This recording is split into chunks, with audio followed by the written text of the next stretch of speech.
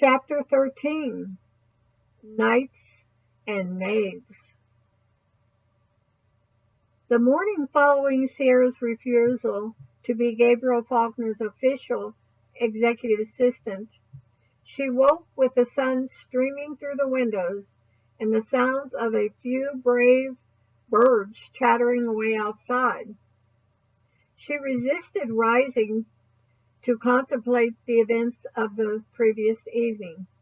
However, within minutes she was certain that her employer was gone once again.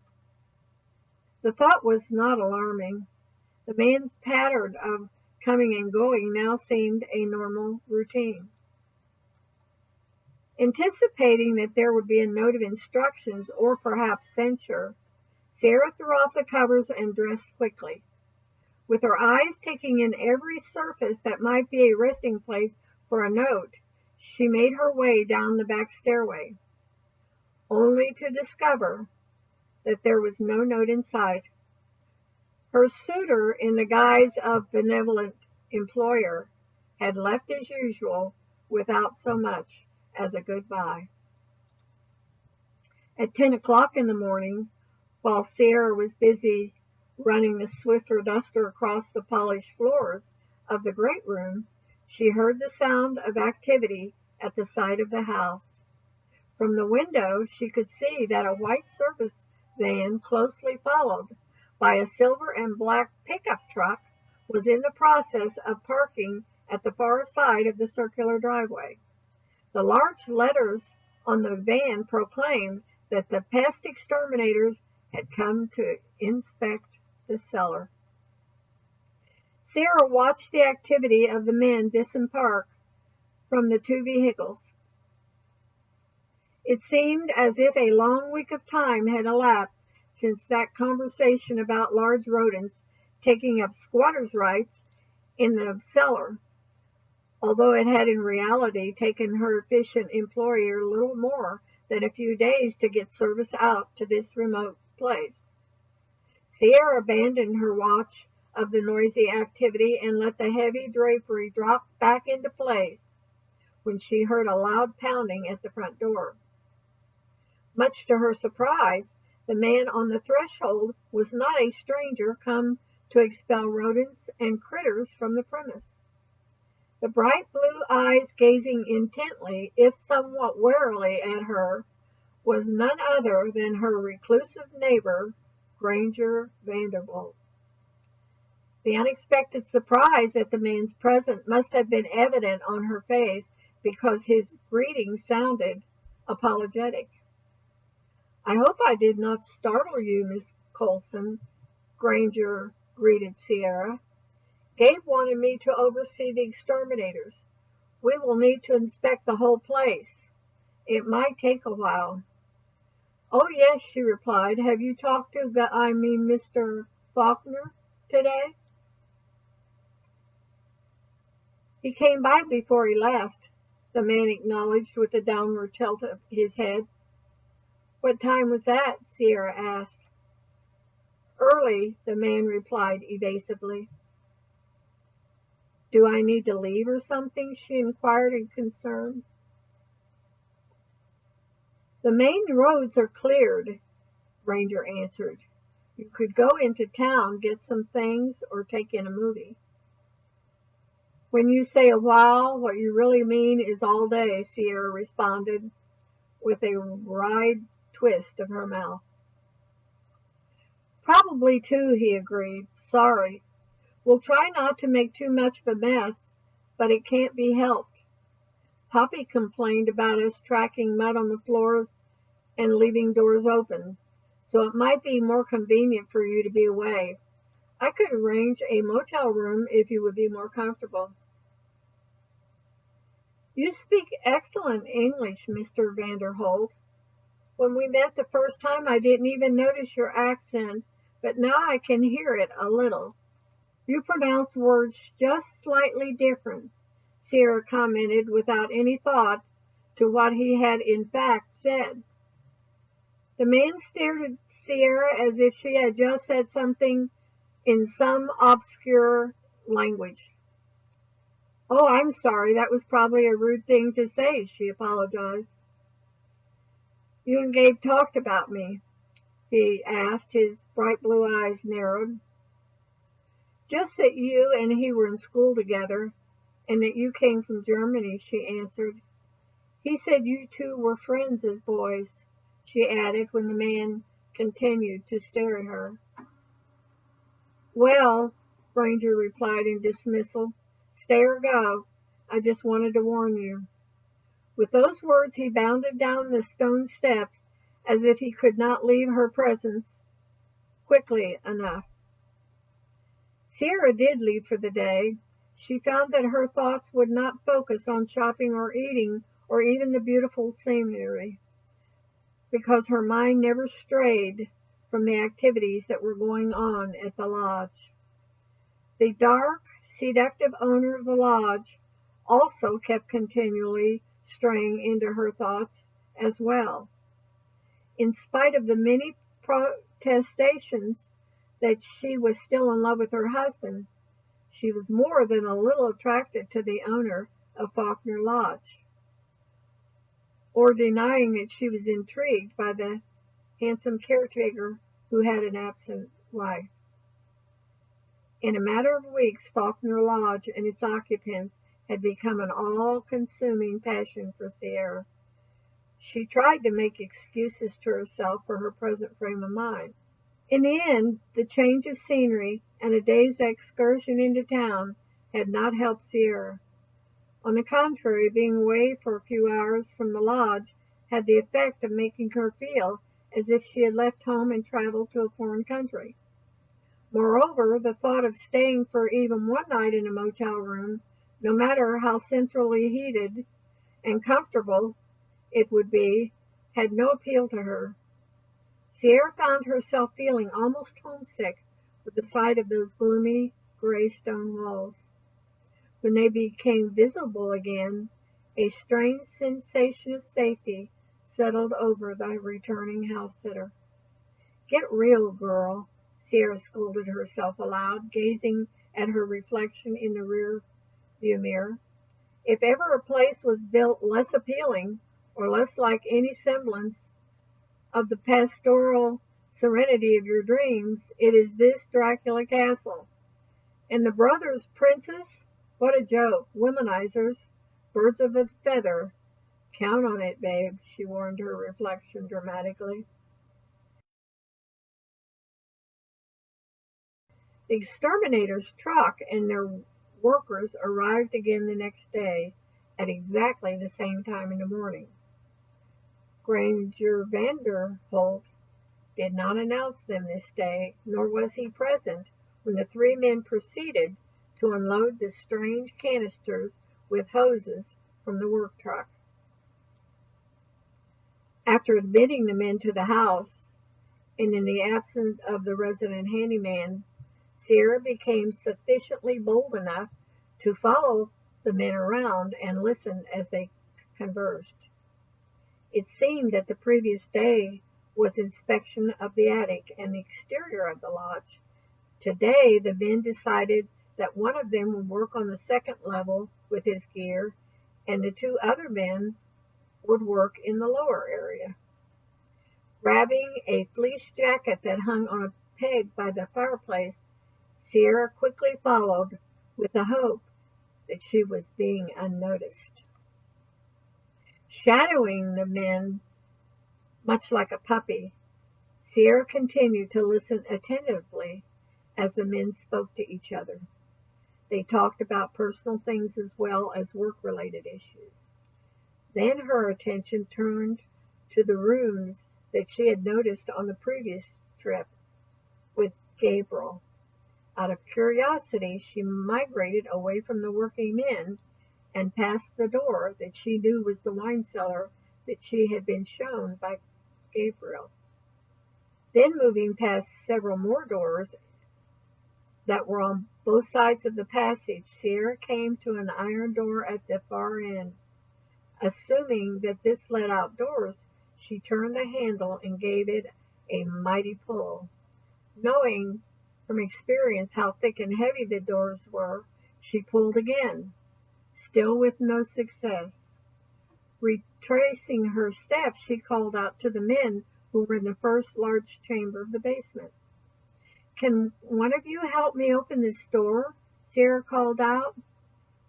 "Ma'am," the older of the two men replied, approaching, "the locked doors have to be opened by Mr. Vanderholt or Mr. Faulkner himself. He done that yesterday." "Locked?" Sierra asked in bewilderment. "Does this go outside?" "No, ma'am," the man answered, extending a pointed finger to the back of the building. "The outside door is in the back. Mr. Faulkner told me just recently that there were no locked doors down here. Maybe it's a rusty and stuck." "Well, we can try," the man said amiably. He grasped the handle and pulled at the door. Very hard. "It's locked," he announced with finality. "What's in there?" she asked in amazement. The two men looked at each other for a moment in silence, and then the man who had tried the door shrugged. "More basement," he answered vaguely. "I see," Sierra murmured, realizing these two men were not going to be able to help her. "The other doors here, are they locked?" she mentioned to four doors facing each other in the hallway. "No, man," the man wagged his head. "We'll finish here and be out of your hair in no time.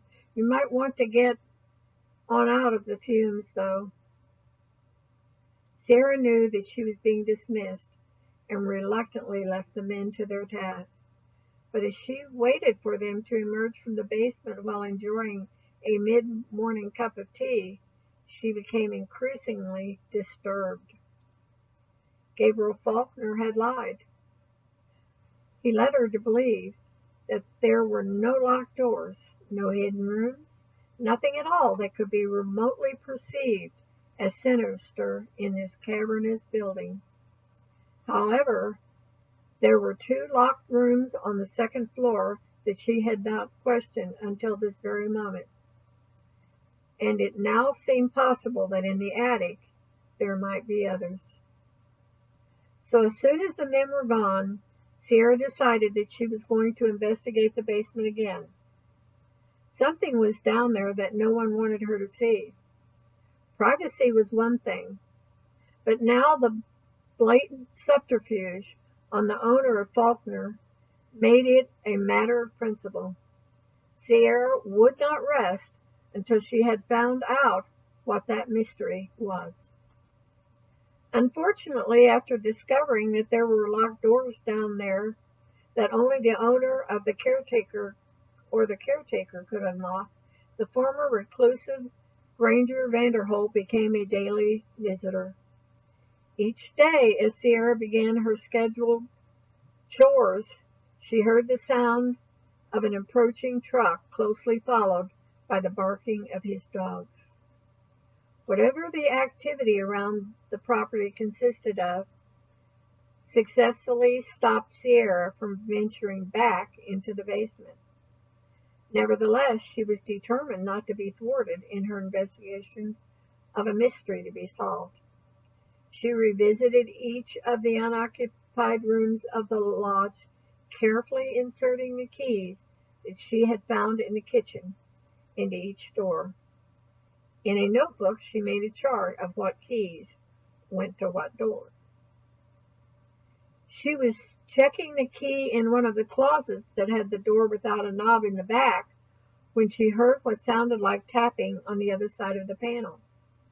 She knocked softly on the door and was rewarded with a soft whine and a scratching sound at the door. "Is that you, boy?" she asked, certain that one of Granger Vanderholt's dogs was in the attic on the other side of the door. "Good boy," Sierra murmured encouragingly in a soft voice, hoping that by talking to the dog she might enlist him to bark. But no more sounds came forth. "Mr. Vanderholt," she called out loudly several times. "Mr. Vanderholt, hello, hello! Mr. Vanderholt, are you there?" No answer was forthcoming, and disappointed, Sierra abandoned her investigation and made her way to the front staircase. "Were you calling for me?" George Granger Vanderholt called, approaching Sierra from the direction of Gabriel Faulkner's rooms. "Where did you come from?" Sierra squeaked. "I thought I heard one of your dogs up here, and I wondered how he got in." "I knocked downstairs, but no one answered," Granger explained. "I have keys, so I let myself in. I hope I didn't startle you." "What were you doing in there?" He pointed to the unoccupied wing that Sierra was investigating. "You should not roam about there. None of those rooms are used. They need some work done. Poppy told me she was afraid that a water leak had rotten some of the floors." "And you are a bold-faced liar," Sierra thought, keeping her expression as bland as she could. "Oh, okay, thanks for telling me," she said out loud sweetly. "Is that what you are doing, taking stock of what needs repairing?" "Yes," he answered with a disarming smile that took 20 years from his face. "Exactly. I hope you won't mind my intrusion, but with spring around the corner, I need to earn my keep." "And I need to get back to earning my paycheck too," Sierra quipped, anxious to leave the handyman to return to wherever he had come from. It did not escape the temporary housekeeper's notice that the man's large canine companions were not at his side. Sierra turned in the opposite direction that she had originally intended, and went to her room instead. This room at least was hers, and a safe place where Granger Vanderholt's disturbing presence could not intrude. Within minutes, Sierra regained her interrupted focus and ventured downstairs. The phone in her pocket of her sweater rang, and it was Cornell Allen, a call that she should not ignore. Putting it to her ear, she made her way to the kitchen. "Mrs. Allen, hello, it's nice to hear from you." She spoke brightly into the receiver. "Hello, Miss Colson." Cornell Allen's voice came back cheerily. "How are things going with you up there? Are you enjoying this nice weather we are having? Such a treat after all the snow, don't you think?" "Yes," Sierra answered. "It's nice and sunny here today, and the snow is melting. Spring feels like it might just be around the corner." "I'm calling you, dear, because I just heard from Gabe, Mr. Faulkner," she corrected herself quickly. "He asked to make a request for you. Now this is at your convenience, let me assure you. You are in no way obligated." "I'm in no way obligated for what?" Sierra almost shouted. "Now hear what the request is before you get too set on saying no," Mrs. Allen soothed. "You have another house-sitting job in the remote village of Never-See-Sunlight, Alaska for 3 more months," Sierra joked dryly. "Well, not quite," Cornell jested back.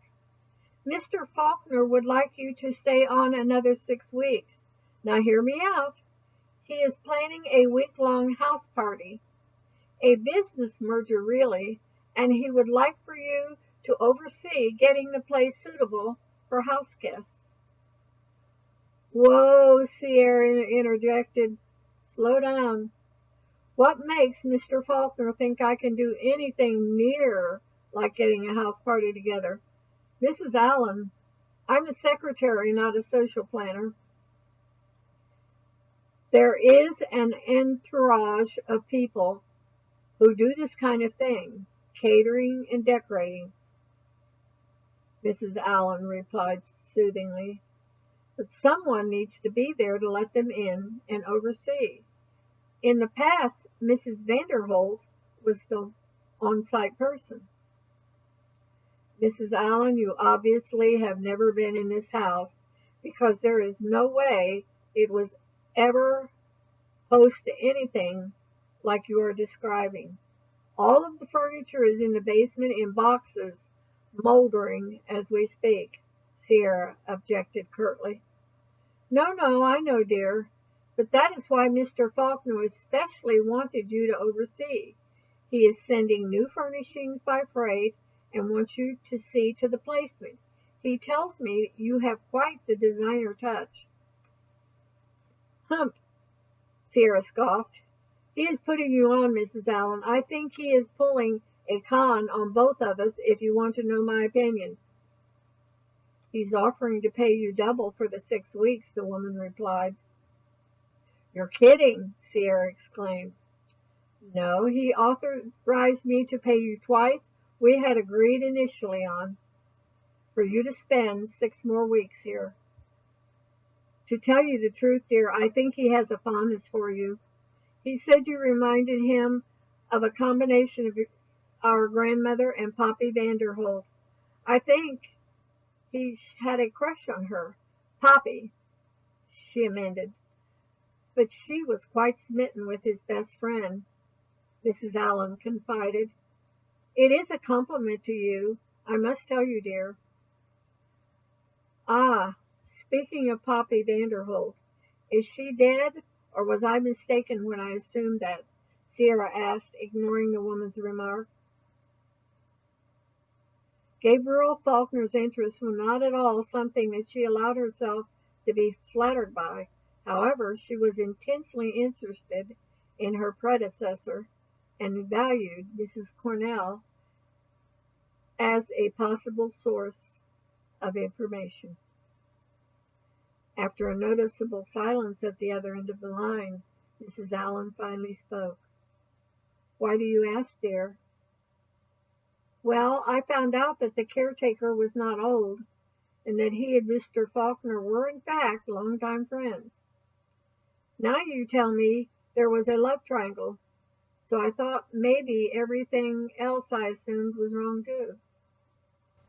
Mrs. Vanderholt suddenly left Mr. Faulkner's employee. Under what circumstances? I am not privy to that information. Perhaps Mr. Faulkner will give you the information you are asking. I cannot.